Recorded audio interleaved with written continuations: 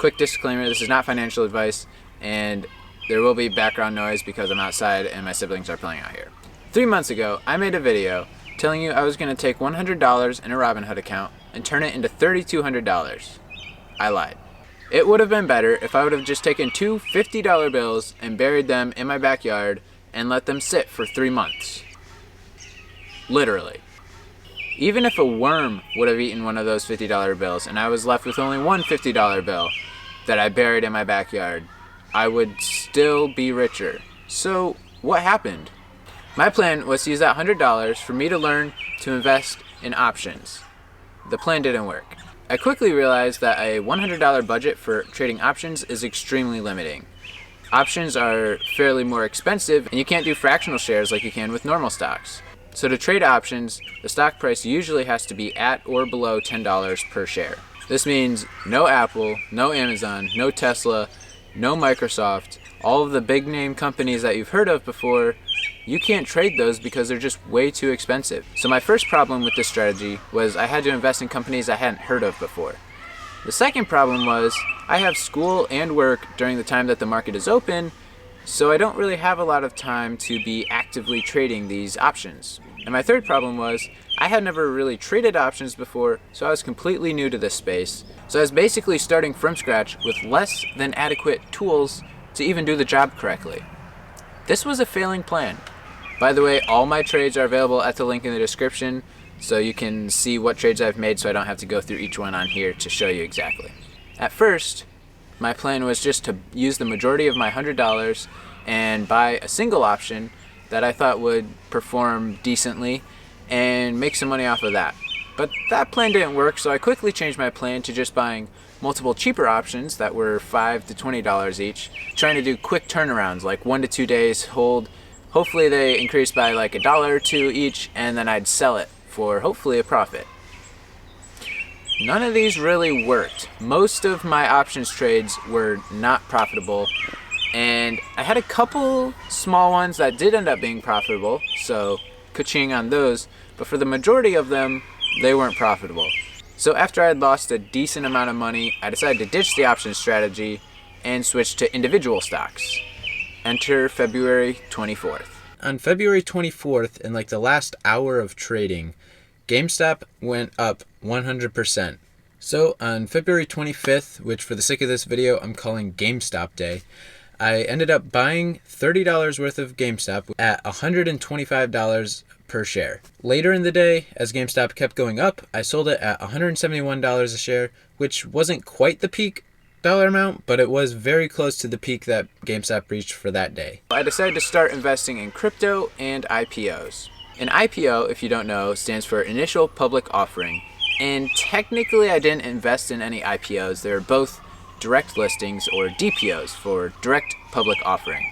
An IPO versus a DPO is that an IPO, a company goes to a bank and asks for money, and they supply shares, and then the bank and the company together put them on the market, and people can buy shares from that. A direct public offering, on the other hand, or a direct listing, is where the company takes existing shares, either from employees or private investors, and just starts selling them on the market without having to invest in a bank. The advantage of using a direct listing is that it's often much faster, but as opposed to an IPO, a direct listing often has higher risks involved. The two DPOs that I invested in, direct public offerings, were Coinbase and Roblox. Roblox was first, so I took my remaining $50 and invested it into Roblox as soon as I found out that it went public, which ended up being about 20 minutes after it opened on the market. However, as soon as I invested, it obviously dipped, but I held on for the next 6 days and ended up with $2.95 in profit. Coinbase, however, was a little bit of a different story. Coinbase, if you don't know, is the largest crypto buying app that there is, and they decided they were going to go public. So as soon as they went live, again, I took my remaining, at this point, I had $45.45 and bought as much Coinbase as I could, hoping it would shoot up. Again, right after it went live.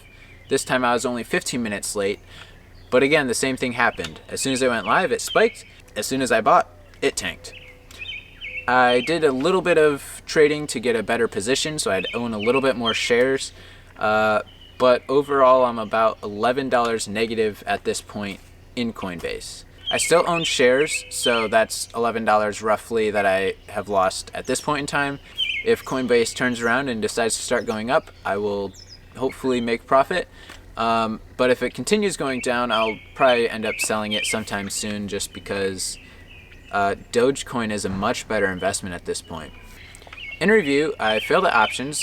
I've come out pretty even on individual stocks, and crypto is the only thing that's keeping my account even a little bit afloat. I bought $5 worth at 5 cents, giving me 90 Dogecoin, but sadly I sold that Dogecoin to take part in the Coinbase listing, which obviously didn't work out. I bought in again, this time with $10, but I only ended up with 34 Dogecoin this time because that's all that I could afford with $10. So currently that position is still open, and at the time of recording I've made roughly 102% return on my Dogecoin investment, which has single-handedly made up for all of my Coinbase failings and brought me right back to around $45.45. So thank you Dogecoin for being awesome. If you would also like to invest in Dogecoin or options or stocks, use my referral link in the description for Robinhood and you will get a free stock, and when you do that I also get free stock, which will help boost my account because I'm gonna need it after all of these failings.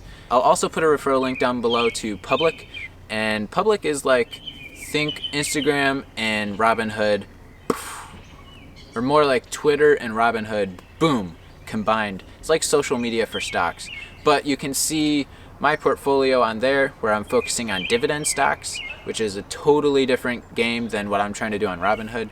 So if you want to check me out there on Public, I would love to see you on there. Hopefully when you sign up for Robinhood, you'll have much better luck than me. But who knows, maybe you won't. Hopefully in the next update video, I'll make more money than if I would have just buried this one underground and just left it there. But time will tell. So yeah, thanks for watching, and I'll see you guys in the next video. Good luck out there.